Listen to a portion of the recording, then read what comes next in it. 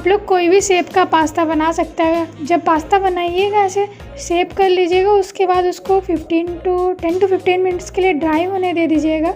उसके बाद ही बॉईल करिएगा, वरना वो थोड़ा जल्दी पिघलने स्टार्ट हो जाता है, अच्छा नहीं बनता। तो 10 to 15 मिनट्स के लिए इसको ड्राई होने दे दीजिएगा, उसके बाद ही उसको बॉईल करिएगा।